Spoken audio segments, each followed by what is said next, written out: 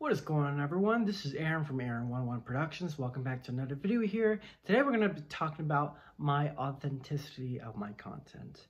Now, I've been thinking about this lately during the past couple days, and I've noticed something that we are sort of edging towards a very sort of messed up way when we do content.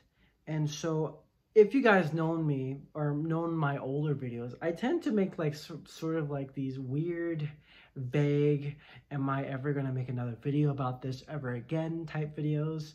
And that, arguably you could say, okay, he's just trying to grab our attention or whatnot, right? But there's been some videos that I actually have been trying to bring more awareness of, even though I know for sure that probably not catch a lot of people's attention or probably not be too popular of some sort. And I recently discovered, and I don't know if you discovered this as well, that a YouTube platform that they are very heavily incentivizing and they want you to use YouTube Shorts because it's such a new feature, and when new features are typically new, they tend to have some sort of interesting effects that can have on the platform. But also, not just that, if anything, YouTube will usually fix it, but they're not trying to fix it because they actually want you to play with it, and they're pushing more YouTube Shorts about this. And I actually noticed this myself when I started to do a little bit of YouTube Shorts. I did a couple of YouTube Shorts, and they weren't that very successful, to be honest. As a matter of fact, they weren't even getting any views at one point. And because of this, I was so confused. And so what I realized is that some viewers visit my channel on a regular basis, and they try to see if I have a video uploaded. And they realize that I have a short YouTube Shorts uploaded on my channel, and they're like, why wasn't I notified about this? Well, it turns out that YouTube Shorts and an actual video, for some reason, because it's such a new feature, it doesn't notify my subscribers that I've created a YouTube Shorts. So therefore, if I were to make a full video, that would notify my followers. But if it was a YouTube Shorts, experimental YouTube Shorts, that would not. And this was a common problem. Now, what also has been very interesting when I've been playing around with the YouTube Shorts, and I know if you've noticed, if you follow me for a little bit, you notice that I was very heavily focusing on YouTube Shorts for a little bit, for a couple weeks actually, of some of my videos, and some of those videos actually reached thousands and thousands of views on controversial topics. And there were controversial topics that I was passionate about, but what also I've also seen is that some of the things I've been passionate about, I tried to make a video on, and I got censored, and my video was taken down. And of course, this sucks because I actually had something to bring forth, and it's not just me being censored. I understand why they did it. Now I actually looked at the rules, and I understand why they did it, but the way they did it, if they were to actually watch my video versus, just looking at my video and just go by the rules, to me, from my point of view, I don't think it was helpful. I really don't. But it doesn't matter what I say because they make the rules. But it's very strange for them to make the rules and then allow other people to get away with it. That's the very strange thing. And then we focus on, well, we need to get rid of these bad actors, right? Or we need to make sure that these bad actors don't have a platform or whatnot, and you can't do certain things. And you know what? That is important, but also in a certain way, it's promoting a certain type of culture that's probably not good for us. What do I mean by this? Well, for example, the famous case, the Gabby Petito case. I've seen a lot of content creators trying to get on this content, like merch or ride to try to focus on every single angle about this mainstream story. And it's just, these people who are getting on this train, they have never made any other video except this one. And the videos that they do, they are actually getting more views than they ever did. I think I saw like one video of a Gabby Petito where this one content creator was pretending to be a psychic. Oh, she's actually alive. Oh, she's actually okay. Oh, and that's just not that. It's not that at all either. There's also been other things like people who are pretending to find Brian or pretending to find Gabby, and that's tons of content creators that out there that are doing that. It's maybe not on YouTube as much as we would say TikTok, for example, but the way I handle my content, I don't follow the train. And as you notice, I'm a very different individual.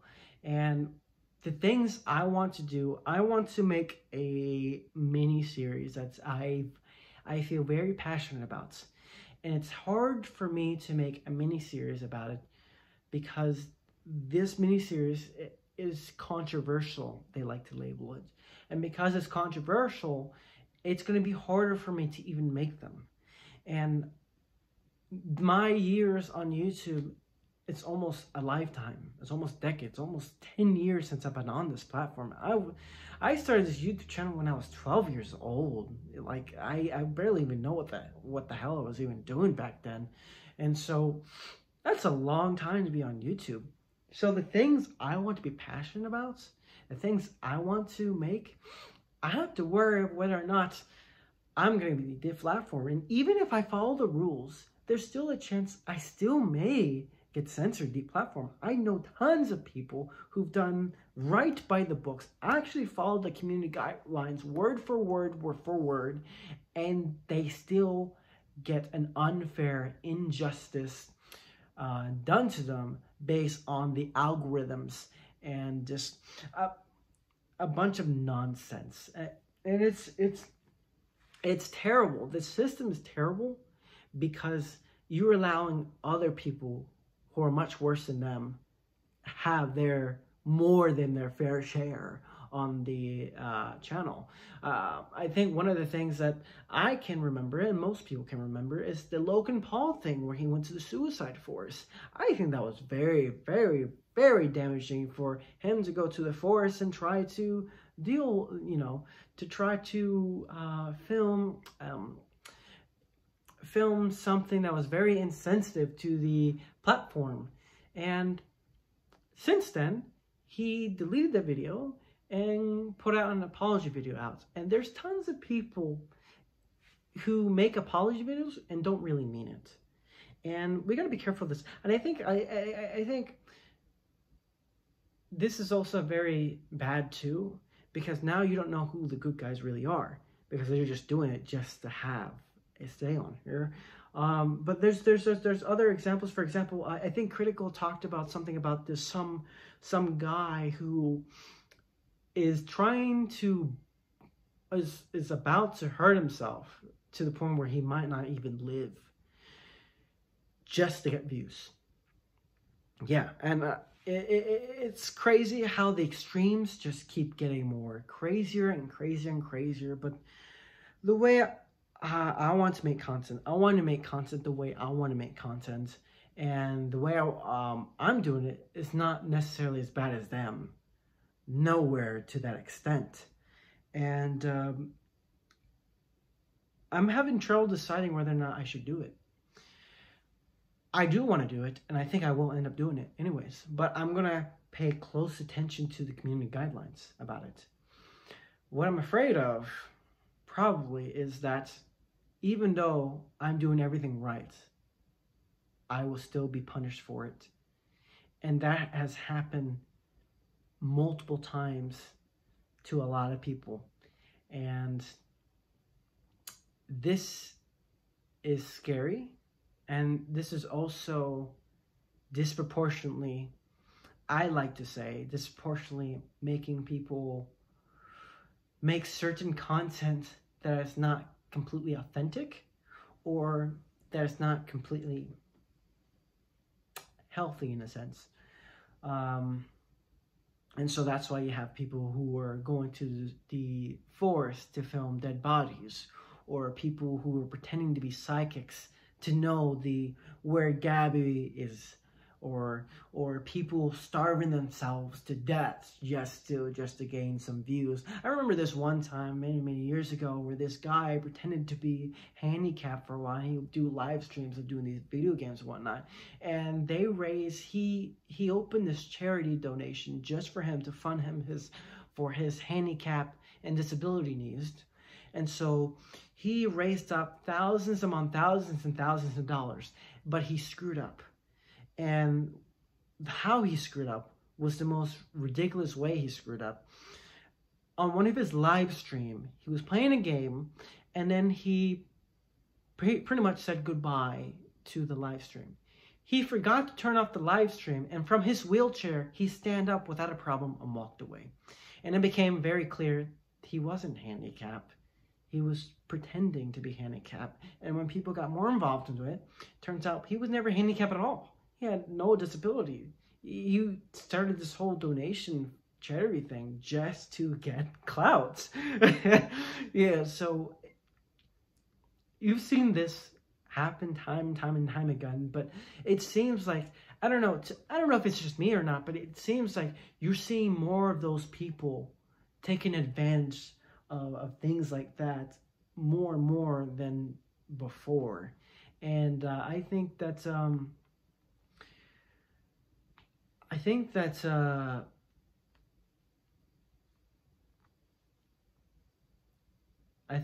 well, obviously, I think the system's not perfect. And I really think there's room for improvement. And the way that things are going now, well, I think that they're very unfair and unjust in some ways. And some of the things I want to do is authentic. Some of the things I want to do is passionate. I'm very passionate about it.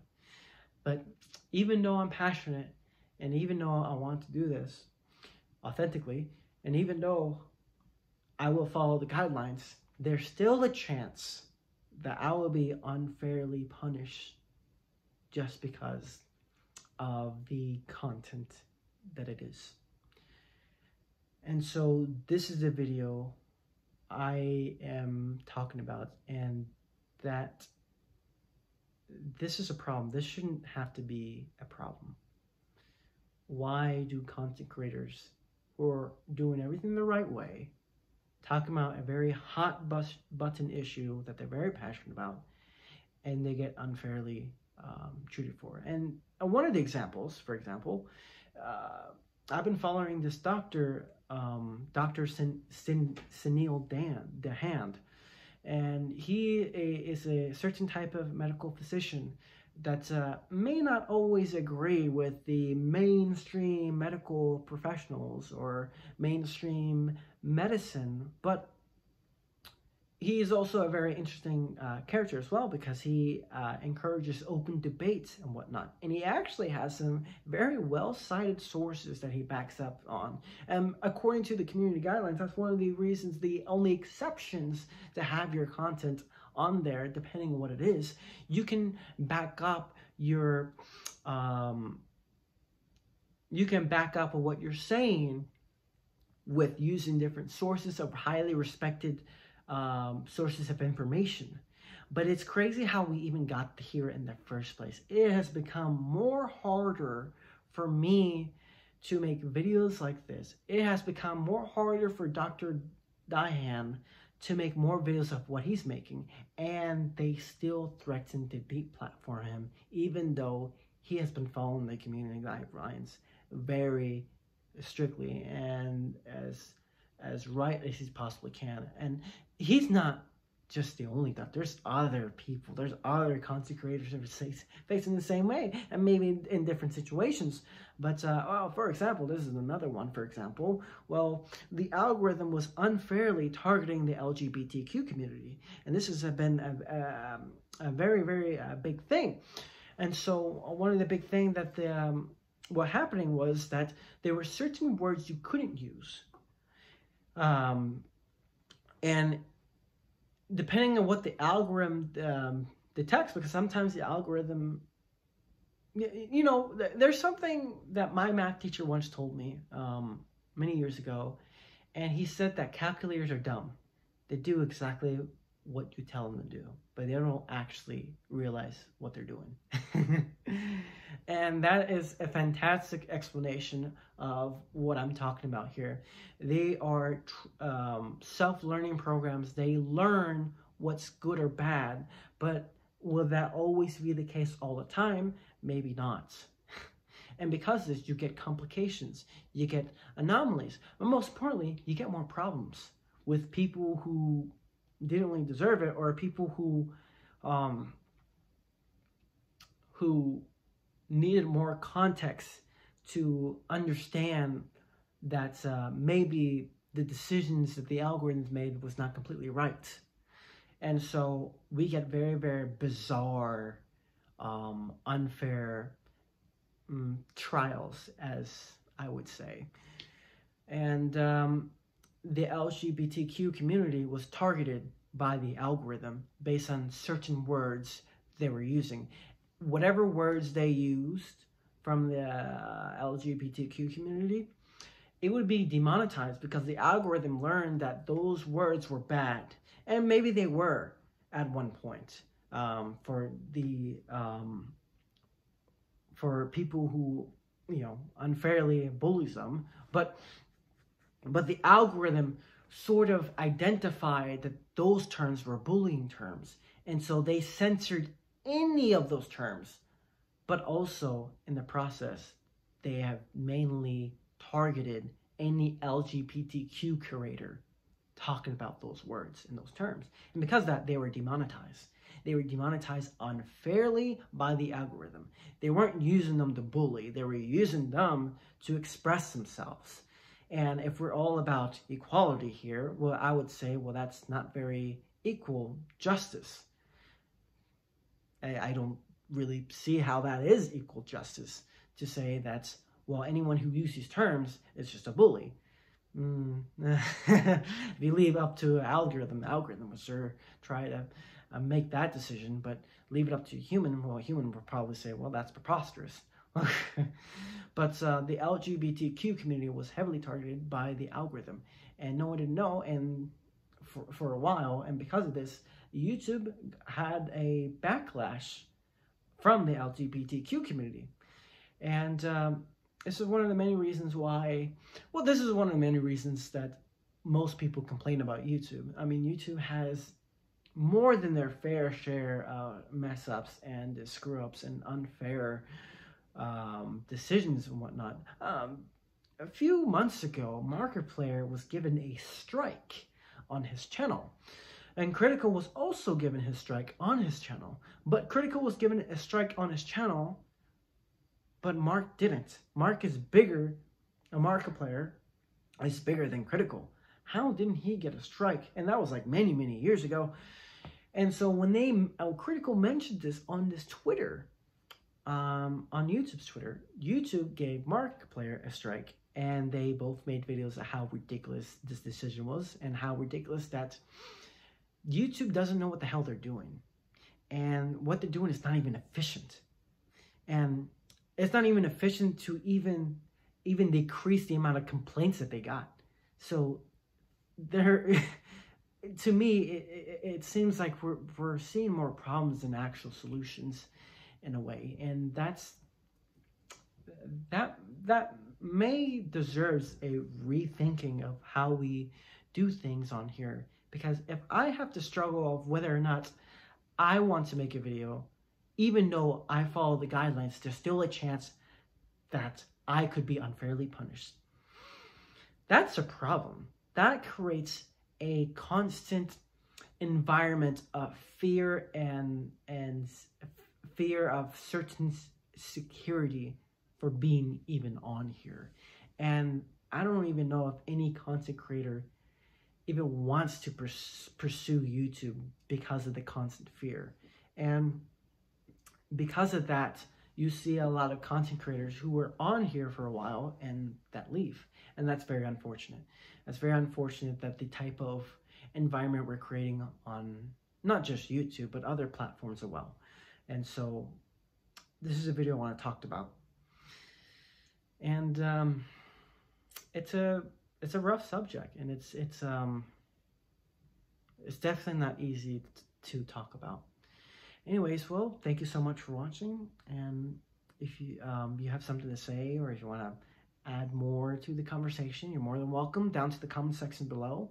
If you like this video, want to see more, don't forget to like, comment, and obviously follow me if you want to see more. Anyways, thank you so much for watching, and I hope you guys have a good one. Bye-bye.